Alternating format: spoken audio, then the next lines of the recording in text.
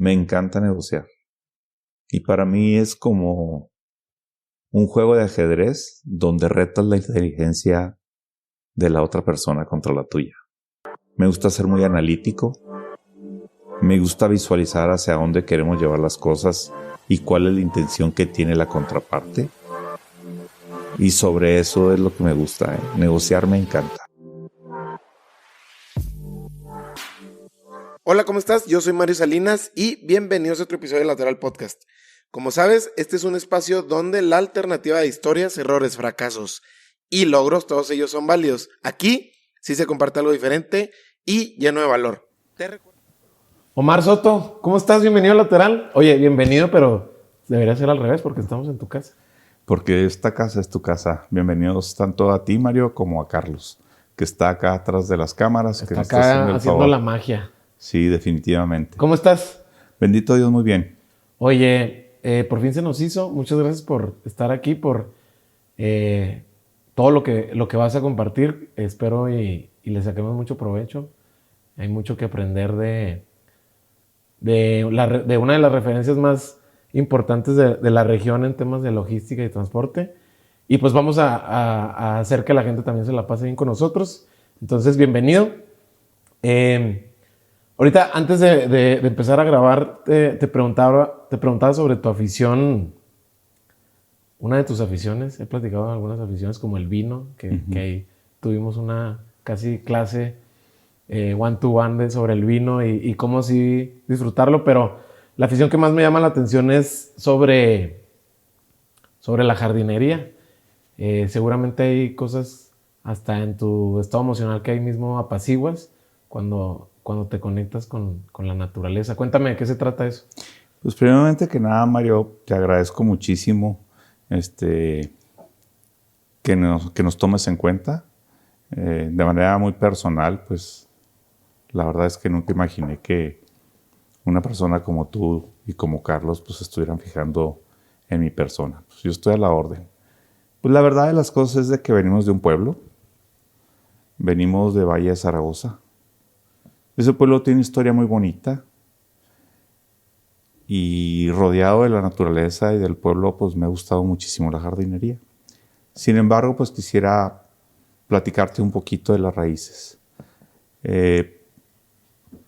Yo nací en Hidalgo del Parral, aunque realmente pues somos de Valle de Zaragoza. Valle de Zaragoza pues está al pie del río Conchos. Y en el siglo XVII perteneció al mayorazgo de Valerio Cortés del Rey. Y en 1689 se declara Valle de Zaragoza, que realmente es la hacienda de Nuestra Señora del Pilar de Zaragoza. El mayorazgo viene desde épocas muy remotas, de las épocas feudales, donde el primogénito se quedaba con toda la herencia, con la condición de que siguiera desarrollando la parte productiva de esas tierras. Y Valerio, pues realmente el mayorazgo le correspondía desde la parte del río San Pedro, que es, para ubicarnos, está a las orillas de Satebó, y luego hasta Valle de Zaragoza, hasta bajar a Camargo, a Delicias, Julimes, Saucillo, Mioqui, toda esa parte. Toda esa zona obviamente comprende la presa La Boquilla. Claro. Y por supuesto las Vírgenes también, por la zona en cómo estaba. Y ese territorio era 1.3 millones de hectáreas. Llegaron a tener alrededor de 42,000 reses. Y fue desarrollado de una manera muy efectiva, sembrando trigo y por supuesto pues con los pastizales de la ganadería. De ahí somos, de ese pueblo. Mi padre y mi madre y mis abuelos pues son de esa región. Y pues bueno, siempre nos gustó el campo. Y efectivamente, cuando era niño, mi padre nos había comprado una máquina de cortar zacate usada para cortar el jardín de la casa de donde pasamos nuestra niñez. Y cuando al jardinero de ahí de la colonia se le descomponía la máquina, nos pedía a nosotros la máquina y yo me iba con él y trabajaba junto con él. Entonces, pues me pagaba. Y siempre vi en mi familia, principalmente, bueno, pues a mi padre y a mi madre muy ahorrativos. Y empezamos a ahorrar. Y tenía una alcancía y casi todos los días le sacaba las moneditas para contar el dinero y seguir echándole centavitos. Ah, lo contabilizabas, o sea, le das sí, como claro. seguimiento de decir, bueno, este día son tantos pesos, el día siguiente Sí. tantos. Ok. Entonces, pues nos daban dinero para ir a la escuela, pero pues nos daban un 5 o un 10. Me acuerdo la primera vez que nos dieron el primer domingo fue de $1. A mi hermana Marva se le ocurrió ir a comprar a la tienda unos barrilitos. Le dieron 20 barrilitos de los dulces que todos conocemos que venden a granel, por $1. Recuerdo a mi madre que la regañaba y le decía que por qué no había comprado unos cuantos y el demás dinero lo había ahorrado. Entonces siempre estuvimos con ese ejemplo de estar ahorrando. Mismo ejemplo que he venido con mis hijos también provocando. Oye, bueno, ya lo mencionaste, Omar, vienes de una familia sumamente trabajadora donde pues ese era el ejemplo, ¿no? Trabajar y así ganarte la vida. Tu papá pues empieza desde un comienzo muy sencillo, muy humilde, hasta ahorita vamos a platicar en qué se ha convertido todo ese ejemplo que lo has llevado tú a otro nivel. Pero cuéntame de la dinámica de crecer con tu papá muy metido en los transportes. El transporte como tal, yo creo que lo poco que yo entiendo es que es un trabajo muy exigente donde hay muchas horas dedicadas a la logística, a toda la gestión que eso significa. Pero platícame cómo era en tu casa esa dinámica de pues tu papá yo creo que trabajaba día y noche y pues a lo mejor no era tan frecuente la convivencia del día a día. ¿Cómo era para ti? Bueno, pues mira, primeramente que nada mi padre desde muy temprana edad viene de una familia sencilla y humilde y aparte numerosa. Y desde muy jovencito me platicaba que él cumplió los 15 años de mojado y después de bracero en Mesilla, piscando algodón y cultivando también betabel. Y luego él regresa al pueblo, a Valle de Zaragoza, que nosotros lo conocemos como Conchos, porque río arriba el río nace en unas piedras petrificadas y unas conchas, y de ahí vienen también los indios conchos. Justamente que Valerio Cortés del Rey contrataba a soldados para que se pudieran cuidar sus tierras y todos sus ganados contra esos ataques. Yeah. Entonces, mi padre, la verdad es que un verdadero comerciante, también fue anchetero, que lo que hacía era cambiar maíz por café o por unas ollas de peltre, cosas que iban moviendo entre pueblo y pueblo. También le daban, por ejemplo, costales de trigo y cuando iba a Parral, lo molía y les traía ya la harina y así es como empieza. Y mi madre, pues, fue maestra rural y pues prácticamente pues es de donde nosotros venimos y hemos estado desarrollándonos. Mi padre compra un vehículo, un camión. Era un Ford amarillo, no recuerdo el modelo, era de gasolina de conversión a gas. Y llega a Chihuahua cargando madera de Parral a Chihuahua con la intención de buscar carga de Chihuahua a Parral. Y le dicen, lo único que hay aquí es ganado. Entonces tenía una plataforma de 26 pies. Ahorita lo convencional son 53. Entonces le pone redilas y empieza a mover ganado de los ranchos de aquí de Chihuahua hacia la frontera, como puede ser Juárez, puede ser también Palomas y Ojinaga principalmente. Y pues es en lo que empieza a dedicarse, es como se empieza a desarrollar.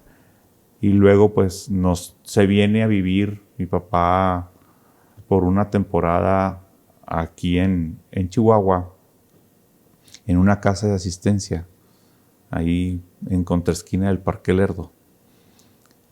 Y posteriormente pues ya nos trae para acá, nos venimos a una casa de renta y pues empieza a desarrollar y va creciendo. Nuestra infancia era mucho colaborar con él y ayudarle a hacer redilas para las jaulas ganaderas y a arreglarle valeros, cambio de aceite, lavar los camiones y demás. Y de ahí realmente pues nace el amor por los camiones.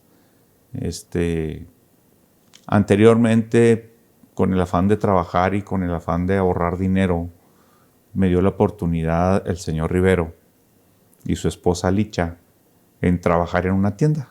Tendría alrededor de unos 10 años. Era una tienda de abarrotes y también vendían vinos y licores. Pues a lo que yo me dedicaba es que había un niño vago que tenía que cuidar para que no anduviera ahí en la tienda tirando cosas, y yo acomodaba el pan, la leche, contaba los refrescos, recibía todo lo que era la mercancía, la acomodaba, etcétera. Entonces me acuerdo que pues lo más difícil que fue para mí en ese tiempo fue aprender a pesar en una báscula convencional y vender mercancía y poder cobrar lo correcto. Pues obviamente pues lo tenías que hacer a mano, ¿no? Y en un papel de estraza a escribir. Y rápido. Ah, no, definitivamente. O sea, no te podías tardar porque había fila. Y lo más difícil era que, por ejemplo, era una rueda de queso y me decía, me da un cuarto de queso. Pues hijo, le agarra el cuchillo y luego, pues, ¿cuánto es un cuarto de queso? Pues no tenía la sensibilidad de cómo poderle hacer. Y pues la verdad de las cosas que aprendí muchísimo de ellos. Agradezco a la familia Rivero la oportunidad que me dieron para poder continuar haciendo mis ahorros. Recuerdo el día que junté 100 pesos. Wow. En la alcancía. ¿Y lo seguiste ahorrando? Sí, lo estoy ahorrando. Oye, ahorita Transportes Otto pues ya es una compañía que tiene un impacto internacional, teniendo oficinas en Estados Unidos. Y antes de hablar de todo eso que está pasando ahorita y que sigue creciendo y con este tema de exponencial, antes de eso platicaba con Antonio sobre algo que en los inicios, cuando empiezan a trabajar juntos, él menciona algo que ahorita lo quiero poner aquí en la mesa para que me lo platiques.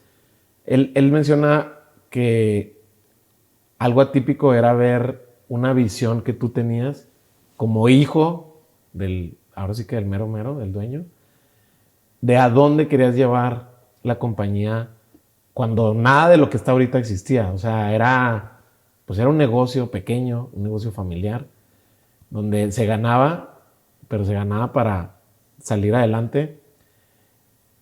Y tú tenías esta visión de crecerlo, de tener rutas, de generar bienestar inclusive para tu gente a través de los empleos que has creado. Esa visión, platícame esa visión, porque esa visión no es tan común siendo tan joven y con la experiencia que tenías en ese entonces, tener tan claro hacia dónde querías llevar el barco, ¿no? O debería decir los camiones, más bien. Platícame de esa visión, cómo la antesala de esa visión, de dónde venía, si tú, estratégicamente ya lo tenías planeado, o era el sueño, pero el sueño de qué se nutre. Pues yo creo que se nutre fundamentalmente del ejemplo. Y recuerdo que cuando yo empecé a trabajar, bueno, antes de trabajar con mi papá, toda mi escuela es pública. Estuve en la secundaria en el taller de estructuras metálicas, aprendí a soldar, le hice unas sillas de jardinería a mi madre para que saliera en las tardes a regar el jardín y disfrutar del fresco de la tarde. Y luego posteriormente ingresé al bachillerato del Tecnológico de Chihuahua, que hoy es el TEC 1, y soy técnico en máquinas de combustión interna. La tarea era ardua, desde las 8 de la mañana hasta las 2 eran clases, y de las 4 de la tarde a las 8 de la noche era el taller. Comía yo ahí en la escuela, y posteriormente pasé a la carrera de ingeniería. Y soy ingeniero mecánico, y llevaba básicamente dos ramas, uno que era aire acondicionado y otra rama que era combustión interna. Entonces, pues siempre me apasionó muchísimo los camiones, y pues ahí fue como empecé. Posteriormente salí de la escuela y me fui a trabajar a Bimbo como jefe de mecánicos de la línea de pan blanco. Era el encargado de las máquinas, desde recibir la harina, cernirla y prepararla para llevarla a las mezcladoras, y después a lo que viene siendo la parte de fermentación, y posteriormente al horno, enfriarlo, rebanarlo y empaquetarlo y entregarlo prácticamente a lo que era despacho en unas jaulas metálicas. En aquel entonces. Entonces, pues fue donde estuve ahí. Posteriormente me invitan a trabajar en una empresa transnacional que se llama Dowell Schlumberger en la industria petrolera. La empresa se dedica a perforar, a cementar, a estimular y a fragmentar pozos petroleros. Yo estuve en Villahermosa, me tocó conocer Ocosingo y la selva Lacandona. Lo más padre que me tocó ahí fue un fracking que hicimos en un pozo que se llamaba el Nazaret 1, que en el 86 traíamos ya una profundidad de 20,000 metros. Y entonces, pues ahí desde que empezabas a trabajar no podías parar. Metiéndole presión al pozo y metiéndole todo lo que es la gelatina, la arena, para poder fracturar el pozo. Y la gran ventaja que tenía ahí los pozos de ahí del sureste, pues es que algunos eran de gas. Entonces, pues salía automáticamente, brotaba por la diferencia de presión el petróleo, y eran unos riesgos muy grandes de llegar a tener un blowout, que es justamente lo que pasó en el Iztoc. Entonces, posteriormente, junté un dinero y me inscribí en la Universidad de Champaign-Urbana en Illinois, que está a 150 millas al sur de Chicago, para un curso de inglés. Eran 4 cursos, el dinero me alcanzó nada más para el primero. Le pedí a mi padre una cantidad para completar, y luego ya cuando regreso, pues ya platicamos y empiezo con la empresa. Oye, estuviste en empresas sumamente internacionales. Digo, Bimbo ahorita es un emporio, ¿no? Prácticamente, con todas las fusiones y adquisiciones que han tenido en los últimos años. En ese entonces, ¿qué aprendizajes puntualmente aplicas en tu comienzo cuando te sumas ya con tu papá? Sobre cultura, sobre estrategia, todo lo que estuviste aprendiendo, ¿qué es así el primer aprendizaje que te has...? Mira, primeramente que nada, pues era un colaborador más y no alcanzas a ver la parte estratégica. Pero siempre me preguntaba cómo pudiera yo aplicar lo que estaba aprendiendo en la empresa, en los camiones. Entonces, pues empiezo a ver cómo estudiar y a cómo meterme y a observar a gente emprendedora y a gente pues muy conocida, ¿no? De abolengo, que tenían ya empresas muy conocidas. Y por ahí me doy cuenta que el doctor Ríos, en aquel momento, y aún lo sigo siendo, un gran planeador para las empresas. Pues fui y le toqué la puerta y le dije que queríamos hacer una planeación de la empresa. Y en esa planeación estuvimos mi hermano Homero, mi padre y yo, junto con él. Y estuvimos ahí analizando qué era lo que queríamos, qué era hacia dónde queríamos llevar la empresa y todo ese tipo de cosas. Entonces, pues obviamente, por diferentes maneras de ver las cosas, pues existen algunas discrepancias, y es donde uno tiene que cabildear pues con tu papá, que no es un tema sencillo. ¿Cuál era una de esas que tuviste que manejar? Que recuerdes. Dejar de ser una empresa de personas físicas y convertirla en una SA. ¿Qué significaba eso respecto a cómo debían de trabajar entonces? Repartir acciones. Y luego, pues ponerle ya un nombre verdadero a la empresa, ir forjando una marca. Y sobre todo, pues ya de una manera más empresarial, pues el acta constitutiva y reportar ya impuestos de manera directa, porque pues la verdad los recursos eran sumamente limitados y pues empezar a empujar la empresa. En ese entonces nos dedicábamos mucho al transporte de ganado en pie y pues la verdad era solamente muy temporal, de octubre a diciembre, y los demás, los camiones se quedaban parados. Parados, que ese es dinero parado. Ahorita mencionabas de este brinco en lo que es el régimen, y no nada más el régimen, todo lo que eso conlleva. Pero ciertamente, ahorita que mencionabas que a lo mejor no te alcanzaba a ver toda la estrategia, yo pienso distinto, porque si en esta planeación donde surgen estas conclusiones de darle este giro y formalizarlo aún más, pues también tú dijiste, bueno, si vamos a cumplir con otras obligaciones fiscales, vamos a llamarlo así, pues necesitamos también aumentar nuestra cartera de clientes y nuestro nivel de facturación.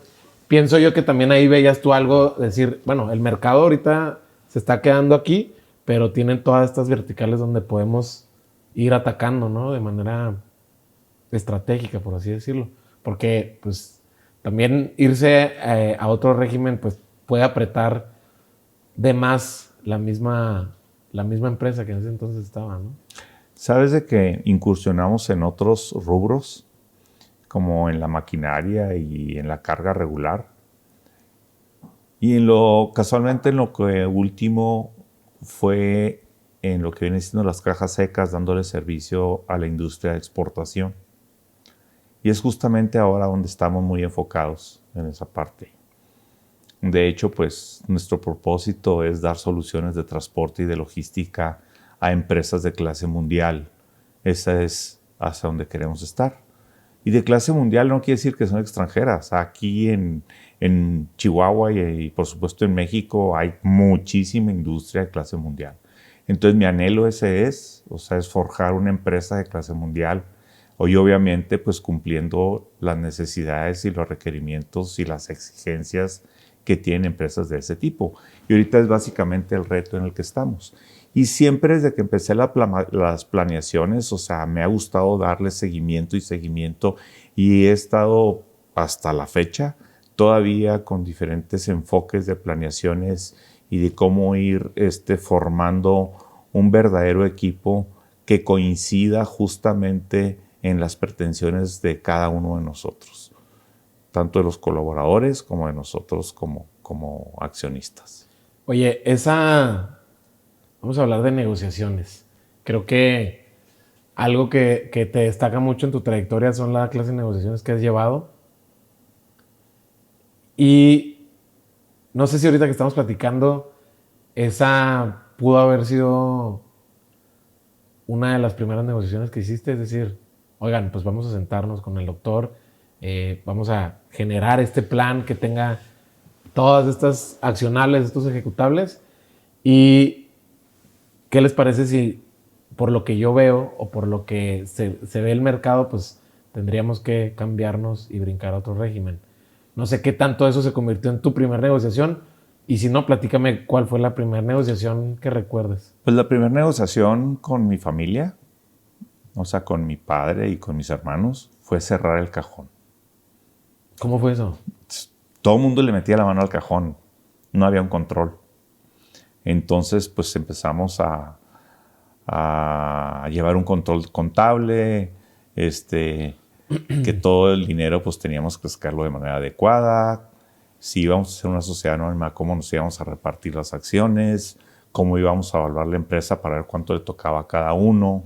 Porque mi padre lo que hizo es que una manera de retribución por el trabajo que estábamos haciendo es que nos dio un camión.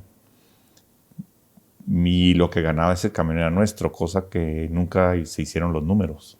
Ya. Entonces, de tal manera en que pues lo que dijimos, ¿sabes qué? Pues vamos a cerrar el cajón, vamos a llevar un control, vamos poniéndonos un sueldo, y ahora sí también otro detalle es cuánto va a ganar uno y cuánto va a ganar el otro, y etcétera, ¿no? O sea, todo esto fue un reto sumamente grande y pues bueno, o sea, como todo fundador, ¿no? O sea, es la gente que quiere morir con la rienda en la mano, ¿verdad? Eso es muy común y lo vemos.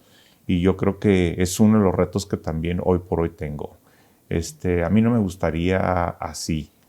Yo creo que para eso nos sirven las planeaciones con diferentes enfoques y pues yo creo que bajo ese sentido es como pueden las empresas perdurar. Oye, hay diferentes estilos de negociaciones y diferentes contextos, ¿no? Creo que es un contexto duro, ¿no? Negociar también dentro de una empresa familiar, sobre todo cuando buscas la estructura y sobre todo la formalidad, ¿no? Ahorita que hablas de, o sea, a ver, primero que nada vamos a saber el dinero, dónde está y cómo se reparte y los números. En ese entonces, ¿cuáles son los aprendizajes que empiezas a tener después de esas negociaciones que son hasta cierto punto, yo pienso, incómodas? O sea, son las conversaciones incómodas que sí te hacen crecer, pero son incómodas, ¿no? O sea, son como que, oye, pues, ya terminamos la chamba, ahora sí vamos a platicar de los números. ¿Qué estilo de negociador te consideras hoy en día? Me apasiona negociar. Me encanta negociar. Y para mí es como un juego de ajedrez donde retas la inteligencia de la otra persona contra la tuya. Me gusta ser muy analítico. Me gusta visualizar hacia dónde queremos llevar las cosas y cuál es la intención que tiene la contraparte. Y sobre eso es lo que me gusta, ¿eh? Negociar me encanta. No sé si sea bueno o no, pero pues bueno, eso me apasiona muchísimo y me hace pensar. ¿Qué clase de negociaciones son las que llevas a cabo cuando en la mesa que vas a negociar, el que tiene que perder, o el que puede perder más eres tú? O sea, cuando la llevas o sea, cuando los riesgos, perdón, son más altos para ti que para el que está enfrente. Porque es muy distinto. Cuando sabes que las llevas de ganar, es súper distinto, pienso yo. Mira, cada negociación es una historia. Y no sabes lo que he aprendido de la estrategia en un libro que se llama El arte de la guerra. Tiene más de 2000 años y es un pequeño libro que yo lo recomiendo muchísimo y que me encanta. Porque te habla de estrategia y también te habla de liderazgo. Entonces, sobre esa parte me baso mucho porque dice, prepárate como si te fueras a enfrentar ante el peor enemigo. De lo contrario, antes de pelear, estarás perdido. Yo creo que para una negociación tienes que ver los pros y los contras. Bueno, primeramente que nada, ¿cuál es el objetivo? ¿Sí? Ya una vez que defines el objetivo, ves los pros y los contras y de dónde puedes llegar a ese objetivo. No de tomar ventaja, porque hay negociaciones en las que pierdes para ganar en un futuro. O sea, no todo lo puedes ganar. Pero eso lo entiendes como a la mala. No, para nada. ¿Cómo lo has entendido tú entonces? Pues yo creo que es una conciliación. Cuando hay una negociación, alguien compra y alguien vende. Lo difícil es cuando los dos compran o cuando los dos venden. O cuando ni compran ni venden. Eso es lo más difícil. Sí me ha tocado pasar por esas experiencias. Y pues bueno, La verdad es que tienes que tomar una decisión. Para mí, o sea, un empresario debe ser un hombre realmente convencido de lo que quiere lograr. Y para eso, pues necesitas tener la firme convicción y los riesgos que esto conlleva. Porque un empresario que dentro de su común denominador no esté el riesgo, yo considero que no se debe llamar empresario. Y aquí hemos tenido muchos ejemplos y lo que me preocupa en ocasiones es que nos ha faltado trascender en el liderazgo. Tenemos muchos ejemplos de gente muy reconocida, también a nivel mundial, y fundadores de grandes empresas que hoy Chihuahua ya no las tiene. Y a mí en lo personal, para lo que yo trabajo, pues yo quiero retomar esa parte. Obviamente, pues, empujando también a mis hijos. Y la mejor manera es con el ejemplo, ¿eh? Pero pues qué padre si es con el ejemplo y aparte te están dando el coaching de cómo hacerle y te sacan ahora sí al redondel a capotear todos los toros que se te enfrentan. Oye, Omar, ¿tú cómo lo consideras la negociación? ¿Lo consideras más un arte o más una ciencia? Ambos. ¿En qué sentido? Es como la alquimia. La alquimia es una protociencia y depende de cada persona qué tanto le mezcla de una cosa y de la otra. Bueno, a la hora de negociar, te puedes convertir en un 50-50, es decir, a la hora de mezclar estos dos principios, o siempre te irás más por lo técnico, por ver los números, como dijiste ahorita, los objetivos, porque para mí el arte o a qué se refieren es pues también saber leer el momento, el contexto, los intereses, también tú dónde estás parado. Mira, como te lo dije ahorita, o sea, cada negociación es diferente y yo parte de lo que mezclo es la razón con la intuición. ¿Qué tanto es más uno de otro? No te lo puedo decir. O sea, todo depende cuál es el objetivo que estás buscando y también frente a quién estás sentado. Y también, pues, las canicas que traes en la bolsa. Pero para mí, lo más difícil es cerrar una negociación sin tener canicas y a ver de dónde las consigues. Esa es la parte del arte. ¿Y cuál es la razón? Pues probablemente tu intuición de lo que tú quieres lograr en tu desarrollo empresarial y personal. Fíjate que a mí me gusta mucho eso porque yo considero que el verdadero hombre es aquel que es capaz de darse cuerda por sí solo. Platícame un poquito más a qué se refiere esa frase. ¿A quién sigues? ¿Cuál es tu razón de ser? ¿Por qué estás aquí? ¿Por qué tienes vida? ¿Por qué tú tienes tus 5 sentidos? ¿Por qué tienes mente? Y todavía te dieron el libre albedrío. ¿No será que Dios te mandó a que hicieras una tarea en esta vida? ¿Cuál es tu compromiso? Yo pienso que por ahí, bajo estas reflexiones, yo creo que tenemos que trabajar todos. Y ahorita hablé de la palabra coincidir. Mira, la vida tiene muchos caminos. Hay caminos, cada quien toma el camino que quiera. Hay caminos que coinciden, pero también hay caminos que se separan. Y al final del día ese es el destino de la vida. Y el que tiene que estar convencido del camino que tiene que tomar, pues eres tú. Y se podrá escuchar un poco egoísta, pero lo más importante de todo eres tú. Y ese tú se llama yo. Porque sin ese yo, no puedes tener a los demás. Me gusta mucho hablar en parábolas. Me gusta mucho hablar en reflexiones.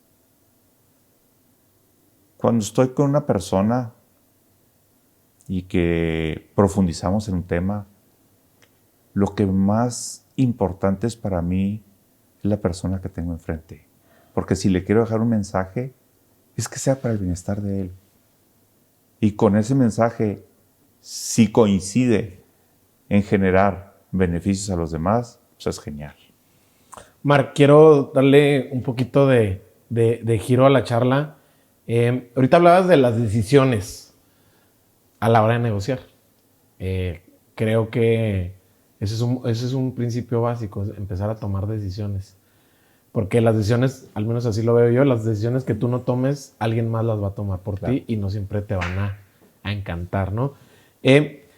A medida que ustedes empiezan a crecer, pues también crecer duele, ¿no? Y vaya que hay muchos ejemplos, no hablando de transportes autos, sino a nivel global. Platícame de las decisiones más difíciles en el sentido de seguir con este crecimiento. Uno, por lo que ustedes tienen como visión. Dos, porque el mercado lo pide. Y tres, porque ha habido circunstancias donde pues hay que ser el líder que a lo mejor no a todo el mundo le va a encantar, pero ser ese líder que tiene que cumplir con los objetivos que se esperan de él. Platícame decisiones que para ti hayan marcado un parteaguas para lo que es hoy en día y con esta expansión que traen. Mira,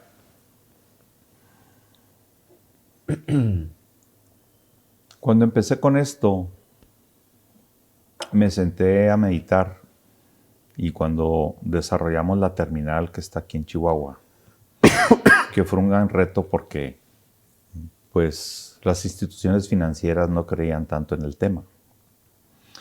Entonces dije, yo quiero crecer.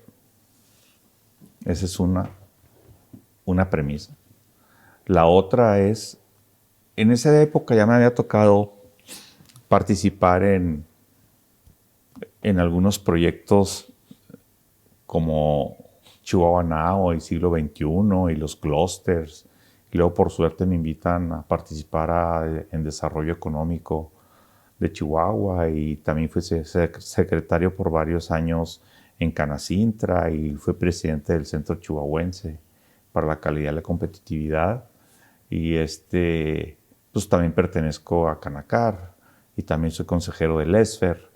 Entonces, pues todo este tipo de cosas en las que hemos venido avanzando, empecé a ver por dónde podíamos crecer. Entonces dije, bueno, uno es crecimiento. Dos, es que podemos tener una coinversión con la parte global, ¿sí? Con lo del Tratado de Libre Comercio. Y la otra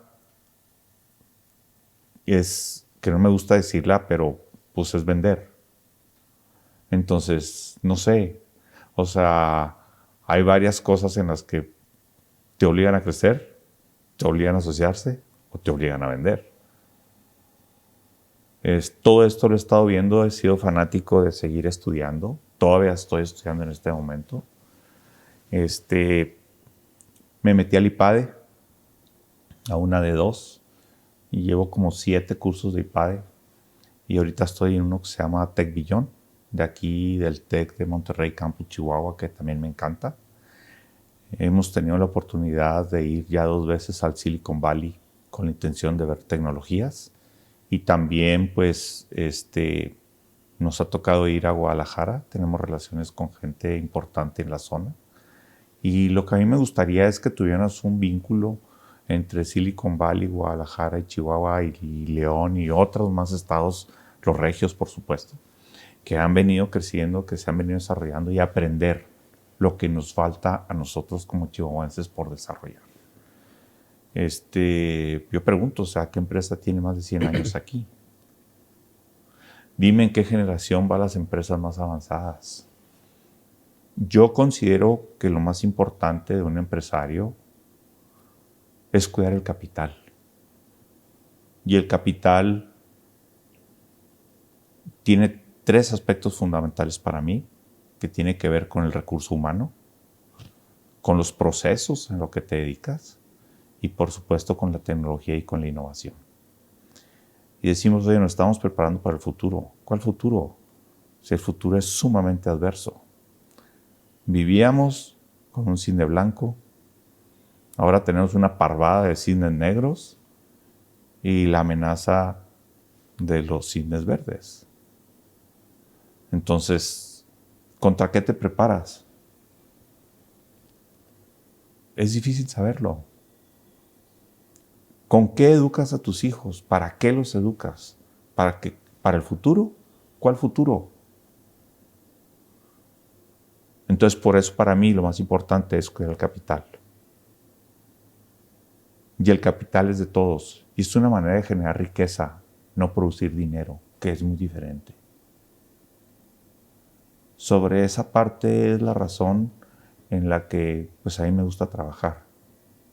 Y me queda claro, ¿no? O sea, mi padre hizo un negocio porque pues de ahí nos dio sustento y educación. Y luego después hizo una empresa cuando contrató gente, entre ellos pues también a nosotros. Pero ahorita el reto yo creo que es una institución. Forjar una institución que puedas realmente contar con la gente adecuada. Y yo no hablo de sucesión, yo hablo de transición generacional. Y a mí me gusta tener en la empresa un ambiente diverso en generaciones para que uno pueda apoyarse con el otro. Cuando la brecha generacional es muy grande, es muy complicado ponerte de acuerdo y entender a los demás. Ahorita es uno de los retos, yo creo que no nada más el sector transporte, porque muchos no quieren ser jóvenes, ya no quieren ser operadores, ¿sí? Pero pues bueno, también hay en la tecnología, ¿no? Desde camiones asistidos, conectados prácticamente por Bluetooth, que es el principio del ferrocarril, ¿sí? Y los autónomos. Yo creo que tienes que estar muy atento y muy alerta a todos los cambios que hay alrededor para seguir avanzando y prepararte para lo que no sabes que viene. Exacto, exacto, exacto. Oye, y en el tema de expansión, ahorita que lo hemos mencionado, en plena pandemia, ustedes seguían en expansión y entiendo que ya fue cuando deciden brincar a explorar nuevos mercados. Pero déjame, voy a tomar agua.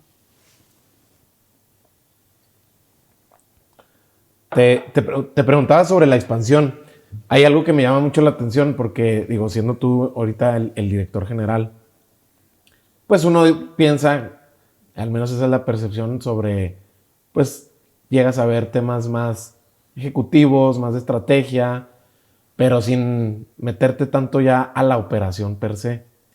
Y me llama la atención enterarme de cuando abren oficinas en Estados Unidos, para saber que esa transición o ese despegue hacia otro mercado extranjero tiene que llegar a buen puerto, pues te metes tú de lleno e inclusive te vas hasta a vivir para que todo esto funcione.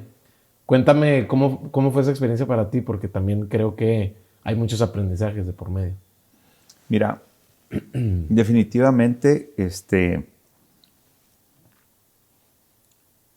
empezamos con un proyecto. El proyecto duró 2 años y medio. A mí me ha gustado ser ordenado y bueno, pues mi primer casa también la construí, esta que es la casa de ustedes también, desde con el diseño y todo ese tipo de cosas, hacerla lo más funcional. También me tocó diseñar y construir la terminal de aquí de Chihuahua y posteriormente me voy a Estados Unidos a construir la terminal de allá. No soy ingeniero civil y ni soy arquitecto, pero mis fundamentos es que funcione. Ya la parte de diseño, pues yo como que ya no es tema mío, los espacios y demás. Pero resulta que contraté gente para que me apoyara en la construcción. Formamos un equipo de 6 gentes. Y a la hora de la hora que cierran la frontera, yo me fui horas antes de que cerraran la frontera, porque todos los demás pues ya no quisieron ir por la pandemia y todo el temor ese que hemos estado viviendo, ¿no? Pues resulta que me tengo que quedar allá 1 año y medio en la construcción. Y fue Pero ¿por qué mencionas te tienes? porque... ¿Es algo que decías tú o es algo que era una necesidad que estuviera...? Bueno, me tengo que quedar porque la frontera estaba cerrada. ¿Sí? Era necesario quedarme hablando de riendas, ¿no? Pues me gusta estar enterado de lo que están haciendo. Y además es nutrirme del conocimiento. Y me encanta diseñar ya ahorita pues, las terminales, que es para lo que he estado trabajando. Y no es un tema sencillo, no es un tema fácil. Y por supuesto que lo que quisimos hacer en Estados Unidos, pues fue una terminal pues que marcara una diferencia. Porque pues cuando vas a un nuevo mercado, pues para mí la presencia es fundamental. Entonces, pues esa parte también fue esencial. Aprender a construir en Estados Unidos con códigos sumamente diferentes a los que conocía de aquí de México. Y luego ir a solicitar a instituciones financieras como mexicano un proyecto diferente a lo que ellos estaban acostumbrados. Porque ellos me decían que yo iba a construir una bodega. Entonces yo les decía, oye, no, yo no voy a construir una bodega, yo voy a construir una terminal. Me dijo, y al final del día son 4 paredes. Me dijo. Entonces dije, pues bueno, pues si tú lo quieres ver así, pero pues el proyecto tú lo tienes en las manos, porque me gusta hacer un proyecto arquitectónico y un ejecutivo, y me gusta construir por disciplinas. Eso también te permite aprender y te ayuda muchísimo. Te da la oportunidad de tener lo que más le genera valor a la empresa. Y no solamente no estoy hablando de lo más barato o de lo más caro, pues simplemente construir lo que el mercado pide. Entonces sobre esa parte es por la que nos fuimos. La terminal de aquí está construida de block y la de allá está construida con tilt top, que son paredes que se hacen en el piso y luego se levantan, con estructuras muy diferentes bajo 2 principios. Cómo diseñas las paredes para poderlas levantar y cómo las diseñas para que puedan sostener la carga, vientos y demás. Entonces todo ese tipo de cosas pues me interesó muchísimo. Cómo con una estación central y con un GPS en las máquinas puedes estar corrigiendo niveles y emparejando y compactando, y con tanta tecnología que existe, ¿verdad? De extender la tierra para los terraplenes, el pavimento y los concretos, con máquinas automáticas que trabajan a través de láser. Pues todo eso pues me llamó muchísimo la atención, me encanta. Y pues la verdad estoy satisfecho de la manera en que se construyó la terminal del Paso. Oye, y volviendo para algo que justo quería explorar mucho contigo a profundidad, ¿en qué se parecen y en qué son totalmente distintas las negociaciones con clientes del mercado nacional, como en este caso de la Unión Americana? ¿En qué se parece y en qué pues había que reaprender o simplemente adaptarte, ¿no? a esa clase de necesidades? Es un reto complicado porque, en primer lugar, pues el idioma. En segundo lugar, la mentalidad. Y también la diferencia de cultura en los sectores. El sector manufacturero, pues no es lo mismo negociar en la aviación que negociar en la automotriz. Son retos que vas teniendo y que vas aprendiendo. Y sobre todo, pues tienes que acercarte a gente que ha tenido y ha vivido esas experiencias para que la brecha de aprendizaje sea más corta. Sí es un verdadero reto y no es lo mismo negociar con chinos y negociar con alemanes y negociar con franceses. Son cosas muy distintas. Pero pues yo creo que pues al final del día es el reto, ¿no? O sea, pues para eso estás. Y la verdad es que pues lo logras, pero pues hay veces que también lo puedes lograr, pero pues a base de coscorrones. ¿Cómo fue para ti?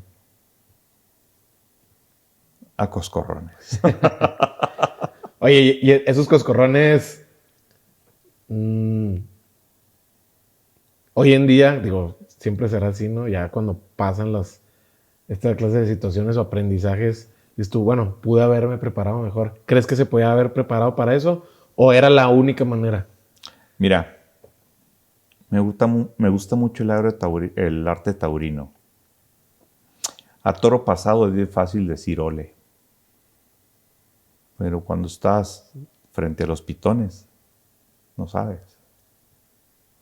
Y fíjate que esta pregunta que me haces la reflexiono muchísimo en una de las suertes más peligrosas del arte taurino, que se llama Porta Gayola. No solamente es estar con los pies en la tierra, sino hasta con las rodillas.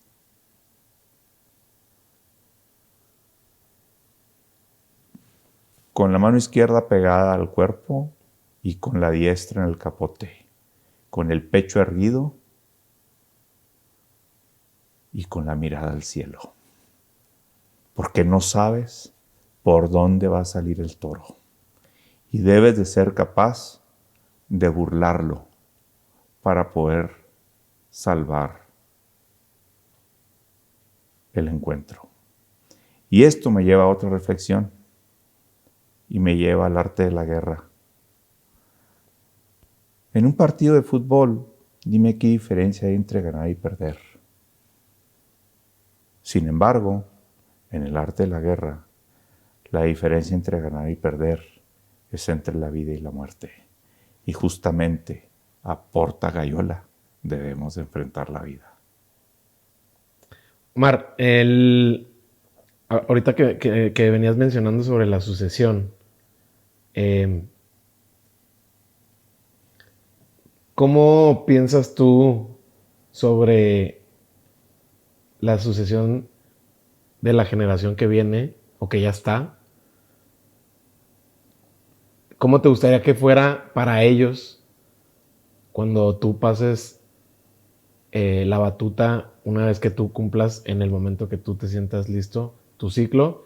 ¿Cómo visualices que sea esa sucesión a la hora que tus hijos que están dentro del negocio tomen las riendas de... Mira, pues uno enseña lo aprendido del pasado, ¿no? Claro. Y bajo el ejemplo que me dieron mis padres, pues así yo también quise educar a mis hijos. Y un día yo los junté a mis 3 hijos y a mi esposa y les dije, a ver, quiero que me digan quién va a agarrar el chango el día que yo ya no esté. Luego brincaron.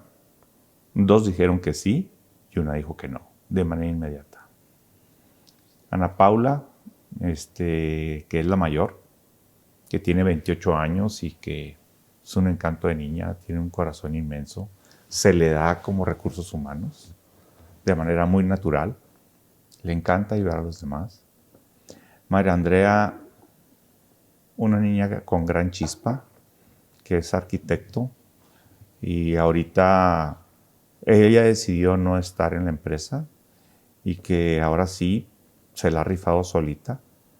Consiguió trabajo en una empresa francesa en el área de iluminación y ya le tocó trabajar en la iluminación de la capilla de la Catedral de San Patricio de Nueva York, solita. Y Omar es un chico serio, equilibrado, con una inteligencia emocional muy padre. Tiene un carácter muy accesible y la verdad es que la decisión es de ellos. Pero independientemente de lo que ellos quieran, yo creo que mi trabajo y el legado que debo dejar es cuidar el capital. ¿Para quién? Para quien sea. Pues el capital, si lo cuidamos, o sea, los accionistas van a tener rendimiento y vamos a seguir generando valor económico y valor social a toda la gente que colabora con nosotros. Y obviamente, pues hay una derrama económica inmensa. A ver, vamos a imaginarnos lo siguiente, y este es un ejercicio meramente de imaginación. El día de mañana, imagínate que pues vas a cumplir tu ciclo, están tus hijos por tomar ahora sí ya las riendas, ya como en la dirección general. Si tuvieras que darles un consejo, desde tu experiencia, que les ahorrara tiempo o dinero, primero, ¿cuál les darías primero? Si para ahorrar tiempo o para ahorrar dinero, ¿y cuál sería ese consejo? Haz lo que te gusta y hazlo con pasión. Estés donde estés. Porque para mí, o sea, disfrutar del trabajo es algo maravilloso. A mí me encanta lo que hago. Me encantan muchas cosas y te pudiera decir que estoy convencido que estoy aquí para servir. Porque cuando sirves, ayudas. Y la otra cosa que me gusta es que me gusta aprender para enseñar. Entonces, sobre eso es lo que me gustaría. Acortarles el camino, acortarles la brecha, pero los tienes que dejar que se tropiecen. ¿Cómo aprendes tú hoy en día, amor? ¿Cómo es tu proceso de abstracción de conocimiento para poderlo interiorizar? ¿Cómo se ve? Leo, número 1, me informo de lo que pasa, procuro leer libros y revistas que realmente generen valor. No me gusta mucho el cine, pero hay unas películas fabulosas que también me han enseñado sobre superación personal y sobre liderazgo. O sea, me encantan ese tipo de películas. Y me gusta mucho compartir, porque mi papá era de pocas palabras, pero muy profundas y sabias. Y descifrarlas es difícil y es un reto. Y a mí en ocasiones sí, con la gente me gusta hablar de esa manera. Porque entonces sí, pues se los dejo a criterio de ellos. Y tienen todo un horizonte de posibilidades y los que tienen que decidir son ellos. Y los responsables de sus actos son ellos. Y me refiero a mis hijos y me refiero a los demás. Omar, platícame cómo gestionas hoy en día tu tiempo. Yo sé que tu agenda tiene mucho sentido respecto a lo que están logrando en la compañía, esta expansión. Platícame cómo gestionas tu tiempo y tu productividad en términos tanto en la parte empresarial, pero también en la persona. ¿Cómo se ve un día normal de trabajo para ti? Pues desde muy temprano hasta tarde. Es muy demandante, correcto, porque por el tema de los horarios, por el tema de estar muy al pendiente de las rutas, etc. ¿De eso se trata también muchas veces tu seguimiento o estás viendo ya temas un poquito más a nivel? Veo de los dos. Ajá. Quisiera dejar un poco el tema operativo y más meterme a la parte estratégica. Pero pues yo creo que es conveniente meterte un poco a la operación hoy en día para poder compartir las experiencias que tú ya viviste y que los jóvenes, por razones obvias, no lo han tenido, porque ni han vivido las mismas épocas y ni pensamos igual y ni la misma educación. Oye, y ahí te detengo. ¿No crees que eso les sesgues un poquito su curva de aprendizaje? Sabes de que pienso que no, porque yo los cuestiono. Yo digo, te voy a hacer una pregunta y la respuesta es tuya, ¿eh? Entonces lo que trato es de que ellos busquen la manera de ver sobre diferentes ángulos el mismo objetivo. En eso se basa el arte de la guerra. Te preguntaba sobre a qué le dedicas tiempo en lo personal. Y era algo como que siento que no lo tienes tan consciente. Y me llama la atención, ¿por qué? Porque también, pues, ahorita que hablas de liderazgo, pues un líder primero se complementa a sí mismo, ¿no? Y después comparte con los demás. Aquí es donde te quería preguntar, ¿cómo crees que te gustaría dedicarle más tiempo en el momento que tú quieras, que decías justo a lo mejor delegar un poquito más de operación y tener un día o una tarde un poquito más para ti? ¿Cómo crees que se vería esa tarde si se la quisieras dedicar a ti, a tus aficiones, a lo que te gusta, a lo que te mueve, a lo que quieras seguir aprendiendo nuevo? ¿Cómo crees que lo harías? Mira, es algo que no he podido aprender del todo. Sin embargo, mi esposa se ha dedicado a eso. Es una excelente compañera, me cuida muchísimo, está muy al pendiente de mí y también es parte de la cultura que mis hijos se está permeando en ellos, ¿no? Me gusta mucho ir al bosque, me gusta mucho ir a las montañas, me gusta salir a caminar, me gusta la naturaleza y cuando tenemos tiempo especial en pareja, pues nos vamos a algún lugar donde podamos disfrutar de estas actividades. Pasear en bicicleta, ir a rápidos, darle un poco al kayak, ver la diferencia de árboles, conocer y ver animales en su hábitat natural. O sea, todo este tipo de cosas es lo que nos gusta, nos apasiona. Oye, Omar, ya para ir cerrando, platícame cuál es el problema al que más le estás dedicando tu atención hoy en día.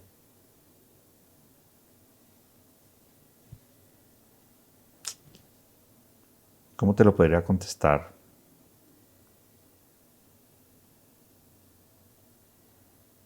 Delegar. Tengo un problema, soy una persona muy exigente, en principio conmigo mismo. Y me gusta mucho el perfeccionismo. Entonces, aparte, siento que puede llegar a ser una barrera.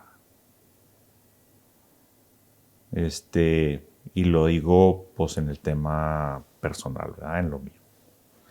Otras barreras que yo veo, pues, es justamente la situación en la que hoy nos encontramos.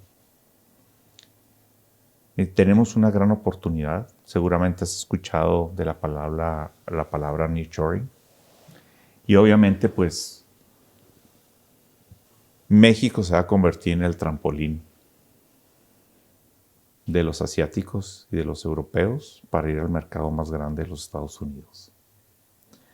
Pero para estar preparados para eso, pues debimos de haber empezado desde hace mucho tiempo, fomentando una infraestructura, teniendo una verdadera educación, y yo no sé qué vamos a hacer con la seguridad y con la paz social. Si no trabajamos, si no coincidimos como sociedad,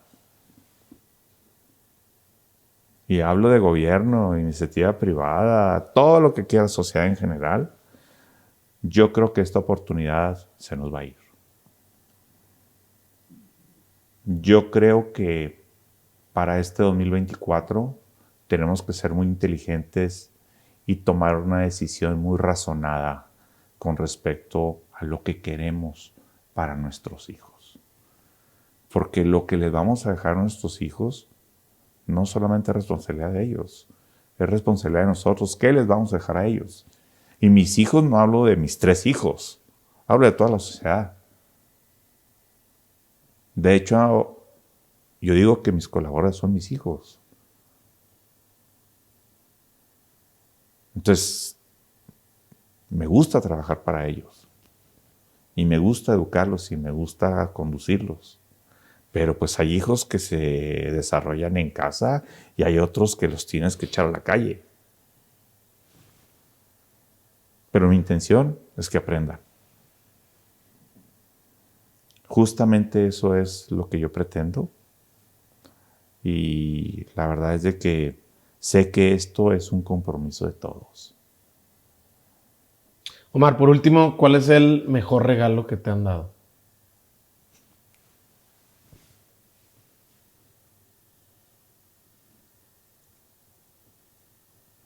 La vida.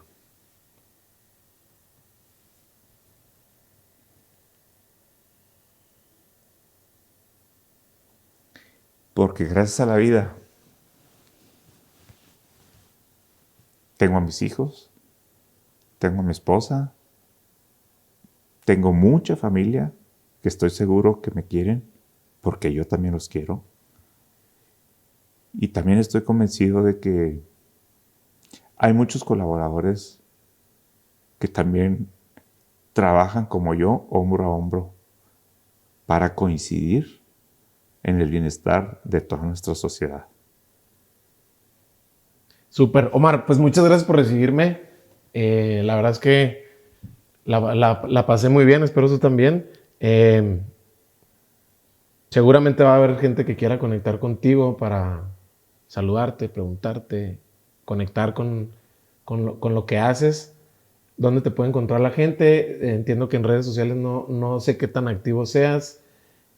¿Algún correo o alguna cuenta de red social donde estés presente? Pues en mi correo. Y soy muy abierto.